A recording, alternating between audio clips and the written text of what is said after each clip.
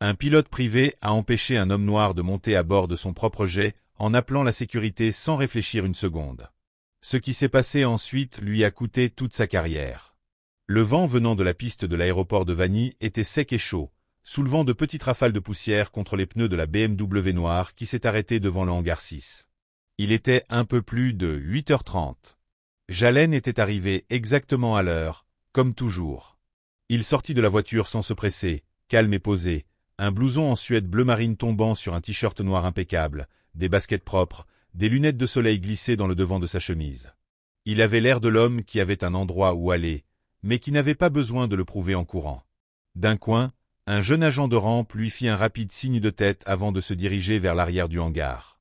Le Gulfstream G2280 était garé sur la piste, ses escaliers baissés et ses moteurs en cours de préparation. L'avion brillait faiblement sous le soleil du matin.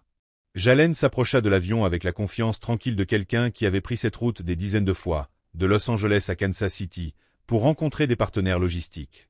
Il n'était pas d'humeur à discuter, mais il réfléchissait aux chiffres dans sa tête, comment restructurer un département, comment convaincre son directeur technique d'embaucher de nouvelles personnes. Mais juste au moment où il atteignait la première marche, une voix perça l'espace derrière lui. « Excusez-moi, monsieur », dit une voix forte. Jalen s'arrêta, tourna légèrement la tête et aperçut un homme grand portant des lunettes de soleil aviator, marchant vers lui, mince, probablement dans la cinquantaine, avec une tenue de vol nette et bien repassée. Il avait déjà l'air agacé. « Puis-je vous aider en quelque chose ?» demanda Jalen, sans se défendre, juste curieux. Le pilote s'arrêta à quelques pas de lui, le scrutant de la tête aux pieds. « Cet avion est prévu pour un vol privé. Je vais avoir besoin de voir une pièce d'identité et une confirmation.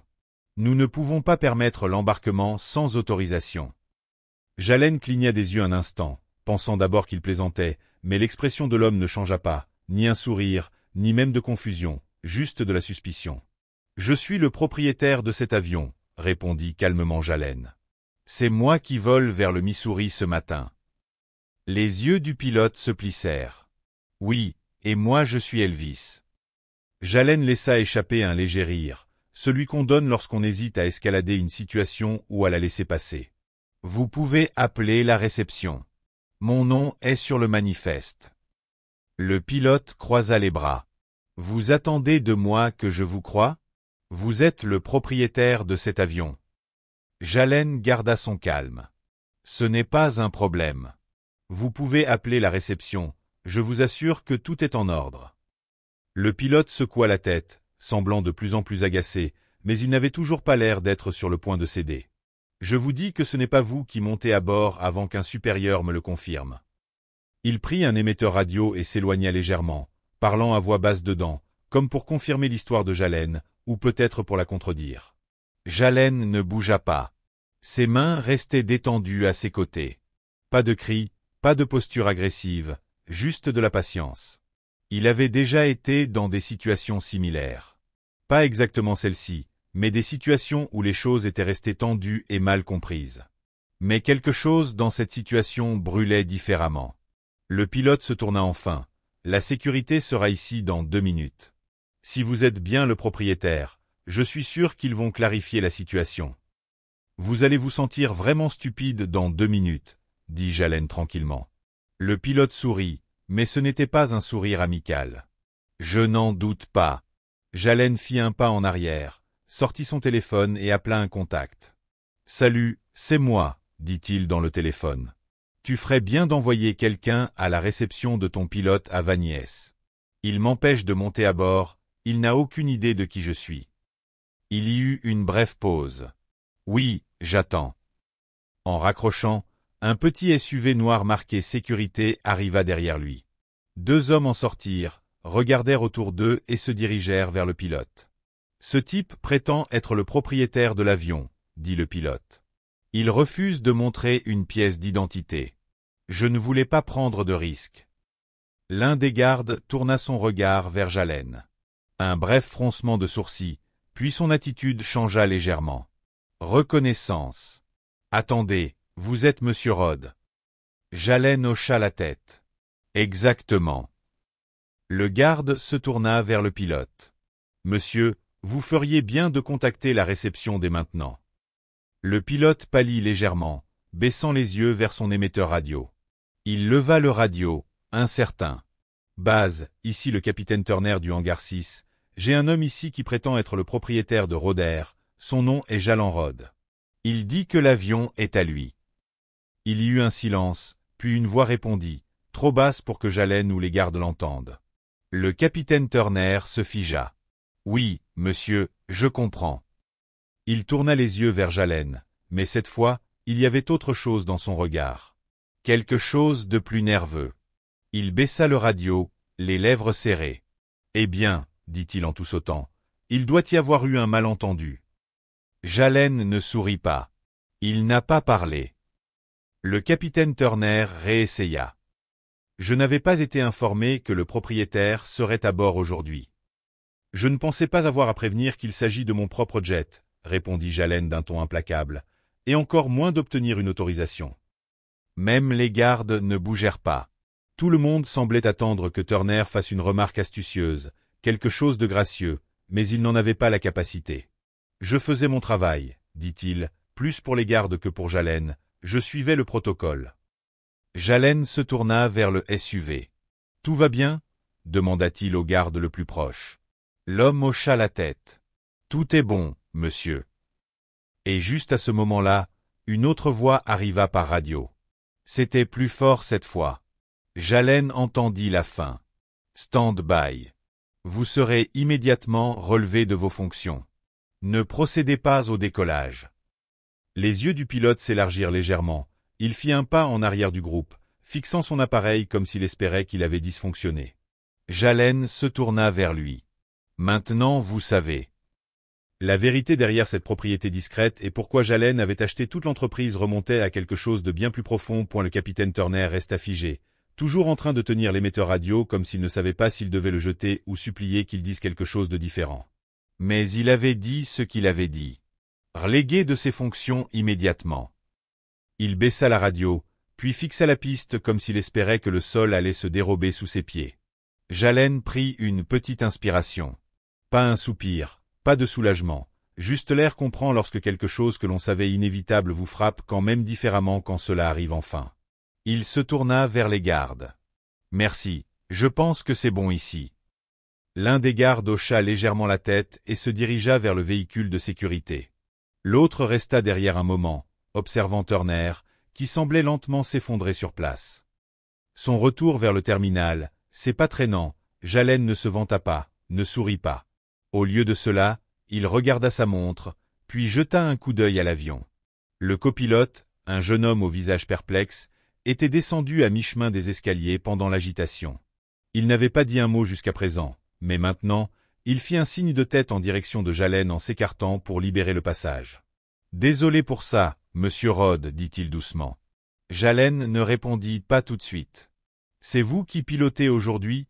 demanda le copilote. « Si vous le souhaitez, monsieur, je suis habilité. » Jalen l'étudia un instant, puis fit un simple signe de tête et monta les escaliers sans dire un mot de plus.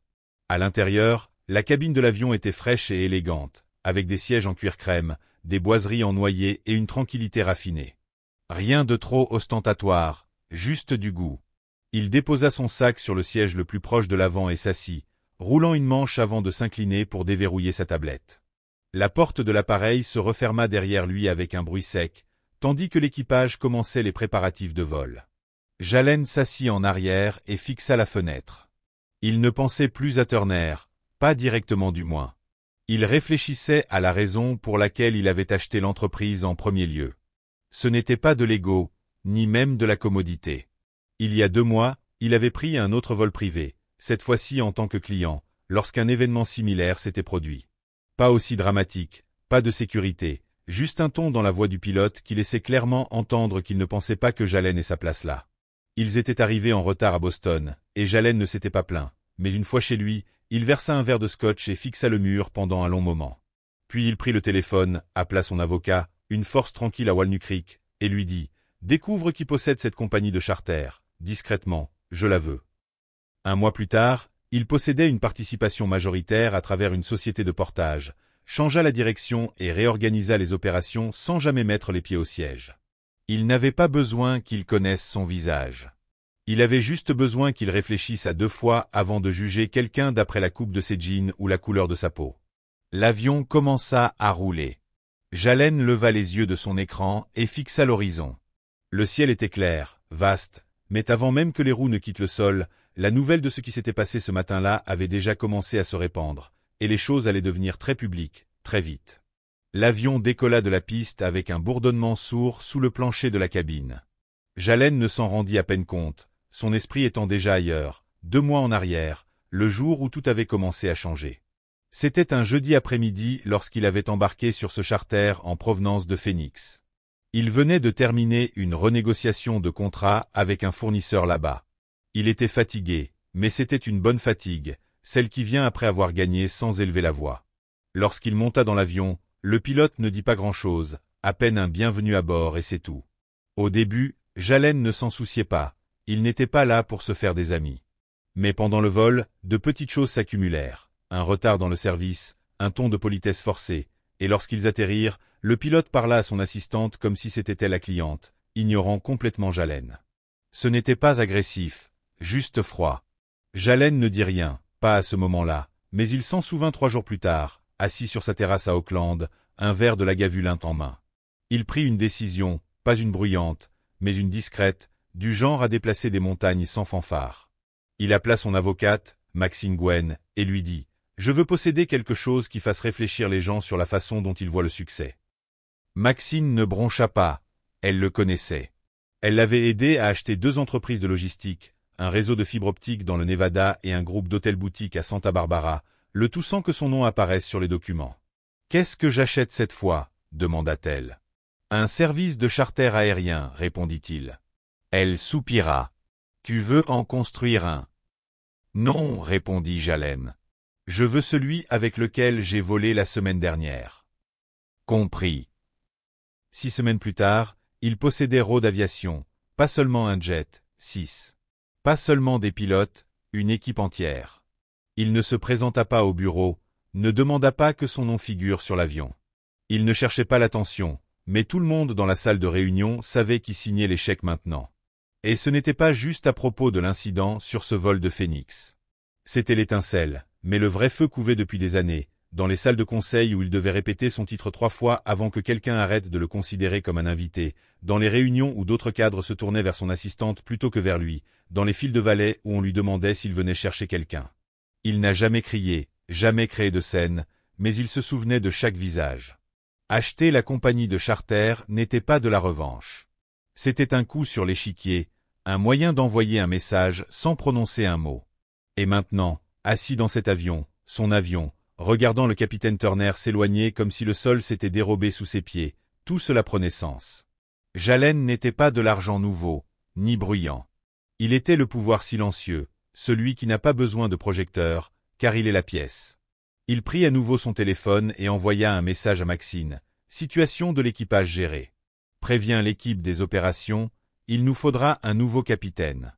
Je veux quelqu'un qui regarde les gens, pas les CV. Elle répondit presque instantanément. Compris, je m'en charge. Jalen reposa son téléphone. Le copilote entra brièvement dans la cabine pour lui demander s'il avait besoin de quelque chose. Jalen secoua la tête. Merci, ça va. L'homme fit un court signe de tête, puis disparut dans le cockpit. Par la fenêtre, le sol en dessous était un patchwork d'or et de vert, quelque part près de Modesto en Californie centrale. Cela avait l'air paisible, mais dans sa tête, Jalen réfléchissait déjà à 3 coups d'avance. Cela ne resterait pas privé, car quelqu'un sur le tarmac avait filmé discrètement derrière un camion-citerne. Et quand Jalen atterrirait à Kansas City, le clip aurait déjà fait le tour du web. Frustration. Certains l'ont félicité pour être resté calme, d'autres ont partagé des histoires similaires d'avoir été sous-estimés. Quelques-uns ont réagi en se demandant si Turner n'avait pas simplement fait son travail. Jalen n'a pas répondu. Il n'avait jamais eu besoin de l'approbation des étrangers. Il était assis à l'arrière d'un SUV noir, se dirigeant vers son hôtel du centre-ville, et regardait par la fenêtre, pas la ville, mais les reflets. On passe sa vie à travailler dur, à rester discret, jusqu'à ce que nos actions parlent pour nous. Et même quand elles le font, il y aura toujours quelqu'un pour évaluer ta valeur par ta manière de marcher, de parler ou de t'habiller. Il n'était pas en colère, il était fatigué. Pas ce genre de fatigue que le sommeil apaise, mais celle qui s'installe dans les os après. Que quelqu'un t'ait pris pour l'assistant pour la 1000e fois. À l'hôtel, il passa par le hall sans s'attarder. Quelques clients levèrent les yeux de leur téléphone. Une femme murmura « c'est lui » en le voyant passer. Il ne ralentit pas, se dirigea directement vers l'ascenseur, monta jusqu'aux pentouses et s'assit à la longue table surplombant la ville. Il se servit un verre d'eau et ouvrit enfin le fil de messages de Maxine. Elle lui avait envoyé un lien. Il cliqua. Un segment du journal du matin. À gauche, l'extrait de la confrontation. À droite, l'animateur annonçant « Nous venons d'apprendre que M. Jallenrode est non seulement le propriétaire du jet, mais aussi de la compagnie de charter entière. Le pilote aurait été relevé de ses fonctions.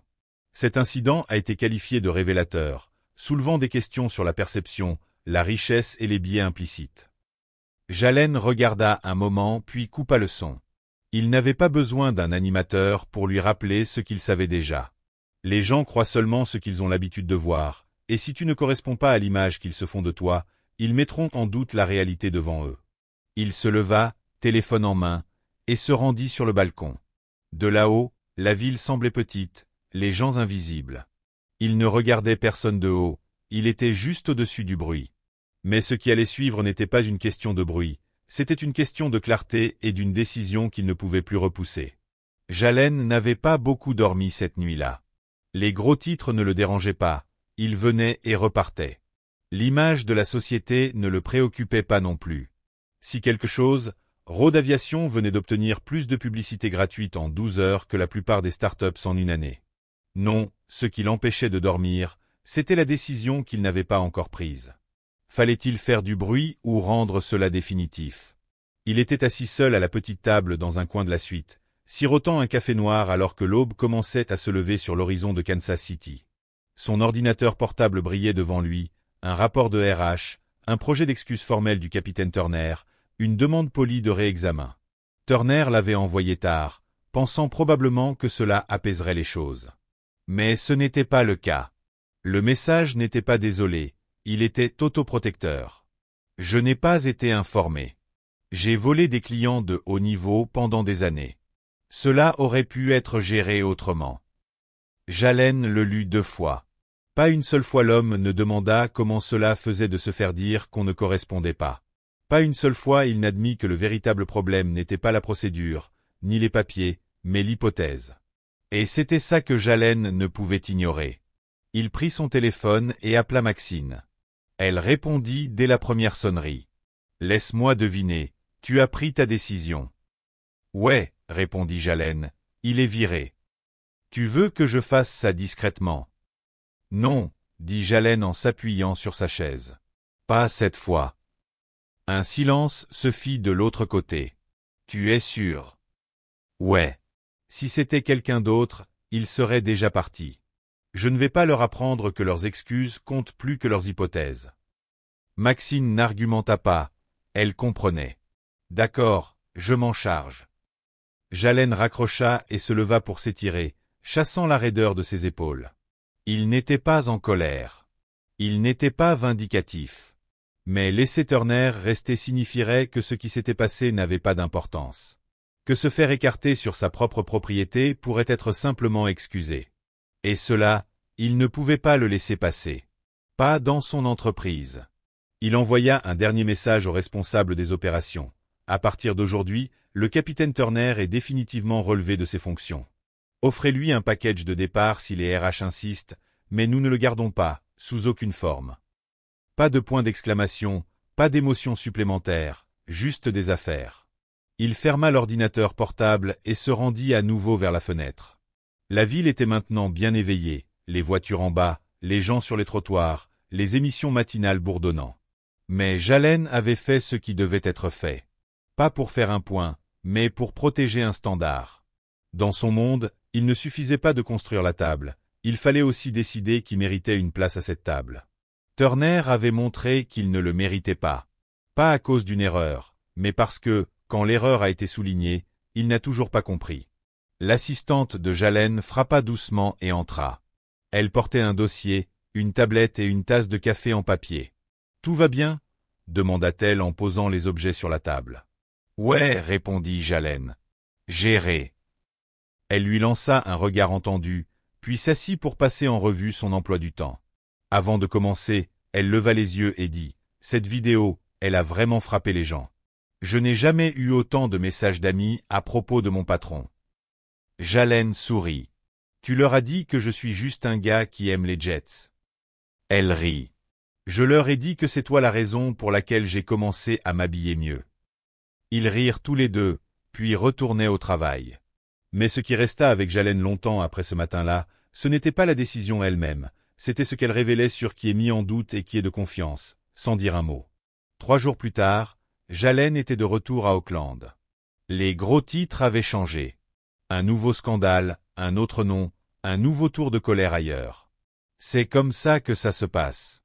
Mais la vidéo continuait de circuler, discrètement, de façon persistante.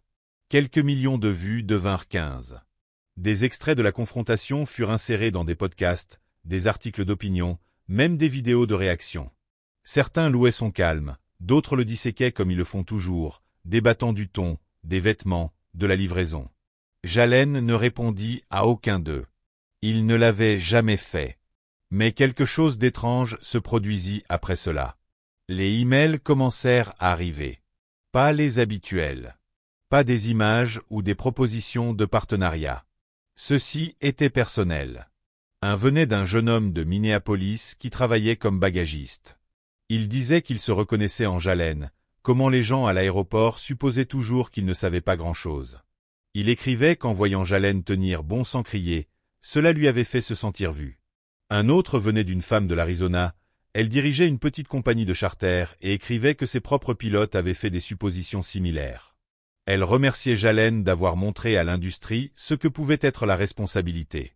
Il y en avait des dizaines de similaires. Pas de hashtag, pas de performance, juste des gens réels qui comprenaient exactement ce qui s'était passé parce que cela leur était aussi arrivé. C'est ce qui resta avec Jalen, pas la vidéo, ni les tags tendances.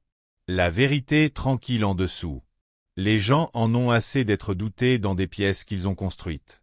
Et pour Jalen, ce n'était pas la première pièce. Ce ne serait pas la dernière. Mais celle-ci comptait, car elle lui rappela quelque chose qu'il avait oublié. Être sous-estimé est épuisant, mais parfois, c'est l'outil le plus tranchant de ta boîte. Parce que pendant qu'ils sont occupés à te juger, toi, tu achètes déjà le bâtiment. Tard dans la soirée, il traversa le hangar vide de la nouvelle installation de Road Aviation à l'extérieur d'Auckland. C'était calme, un calme qui te permet d'entendre ton propre souffle. Un des équipes de maintenance travaillait sur un feu arrière. Un nettoyeur lui fit signe de l'autre côté du hall. Jalen se dirigea vers le jet qui avait tout déclenché. Il ne le toucha pas, se contenta de le regarder longuement. Puis il se tourna et sortit. En arrivant à la sortie, il s'arrêta près d'un tableau d'affichage, près de la salle des employés. Il y avait des annonces d'anniversaire, des plannings de maintenance et un nouveau flyer avec la déclaration de mission mise à jour de l'entreprise. Il ne l'avait pas écrite, mais quelqu'un avait pris les mots de quelque chose qu'il avait dit il y a des années. Le respect ne vient pas de combien fort tu parles, mais de comment tu portes le silence. Jalen sourit, pas un grand sourire, juste assez. Dehors, le ciel était plus sombre maintenant, l'air plus frais. Il déverrouilla sa voiture, s'installa dans le siège et conduisit sans dire un mot, car le message avait déjà été envoyé. Parfois, il ne s'agit pas de prouver qui tu es. Il s'agit de rester ferme lorsque quelqu'un décide que tu n'es pas suffisant et de laisser la vérité parler d'elle-même. Si cette histoire vous a touché, pensez au moment où quelqu'un a essayé de mesurer votre valeur sans connaître votre poids, puis faites ce que Jalen a fait, tenez bon, construisez votre héritage discrètement et laissez leurs hypothèses leur coûter cher. Abonnez-vous pour plus d'histoires réelles qui font la différence.